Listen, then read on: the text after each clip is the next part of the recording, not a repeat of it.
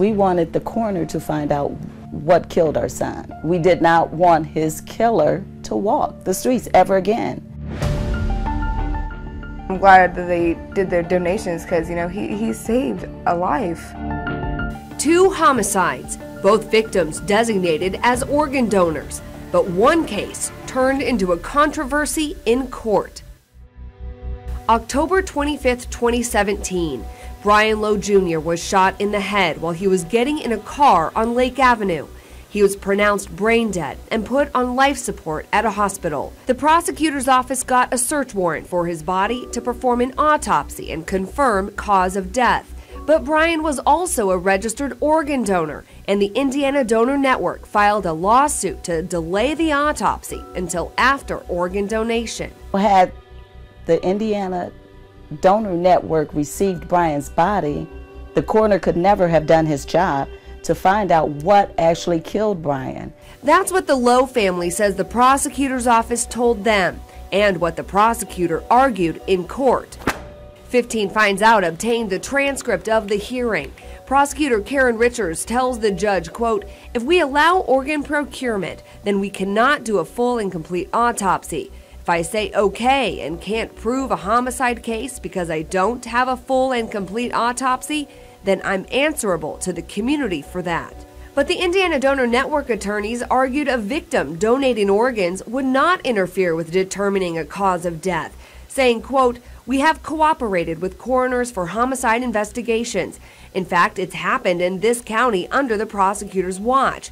This is not anything new. 69 homicide cases have allowed for organ procurement here in Indiana. In this county, 7 of those donors." But the judge cut him off, saying he would not hear any evidence in the hearing. The judge ultimately ruled in favor of the prosecutor and did not allow Brian Lowe Jr. to donate any organs. For the Lowe family, that legal battle, delaying their son's final breath, added more pain to an already devastating situation. There should be some laws in place. If it's a criminal investigation, just back off. Back completely off. The family is going through enough. Indiana law does say coroners have to work with organ procurement organizations, but they are not mandated to allow donation. At least 5 other states, though, have more strict laws that require coroners to perform autopsies in a way that is first compatible with organ donation. It just caused us further pain and anguish that we shouldn't have been subjected to. Why did the Donor Network fight so hard? Because of the Anatomical Gift Act, which requires someone's wish to be a donor to be upheld when they die, and the rarity of donors. OrganDonor.gov says only 3 in 1,000 people die in a way that allows for organ donation. Marion County Chief Deputy Coroner Alfarina Ballou says a handful of homicide cases every year in her county are also organ donation cases. It has happened where forensic pathologists go right in at the time of the organ procurement at that time and make a decision on what can be procured or released for organ donation or not. And that would be documented and hold up in court? That would be documented and everything would be put in the case file. So if there are injuries, they're documented. The forensic pathologist could look at that, document everything, and it's used as part of the death investigation as evidence.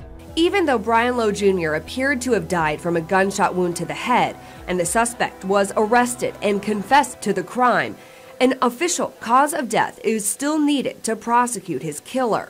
Sometimes the way someone died is not what you would assume. In the hearing, prosecutor Karen Richards used the example of a baby who died a few days before Brian Lowe.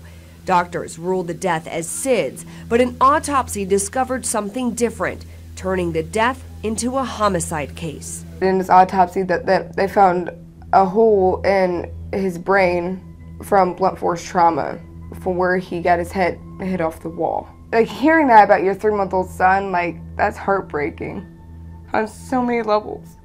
What Richards did not say in court was that baby Ziathan donated his organs before that autopsy. That 4-month-old baby girl that has his heart, like, she could like do something great in life, and just knowing my son's heart is what's keeping her going. It's like, it's like a blessed feeling. A grand jury indicted the baby's father on 1 count of murder.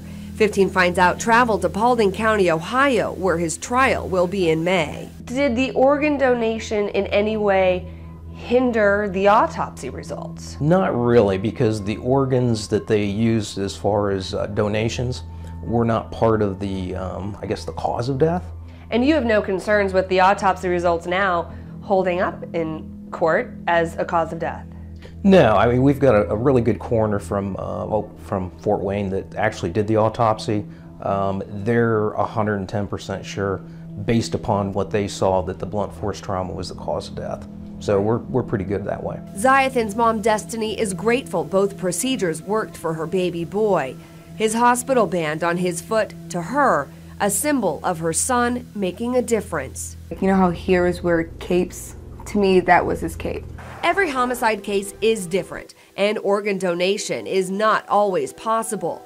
But the discussion usually doesn't go all the way to the courtroom, like it did in October. Ultimately, what it comes down to is communication. We have the prosecutor, we have the organ donation organization, we have the forensic pathologist, and the coroner. So everybody communicates in terms of what are the benefits, what are going to be some of the challenges, and what can we do to sort of streamline things so that we don't have those types of challenges. But it is possible to have organ donation and an autopsy cause of death. Yes. That would hold up in a criminal court. Yes.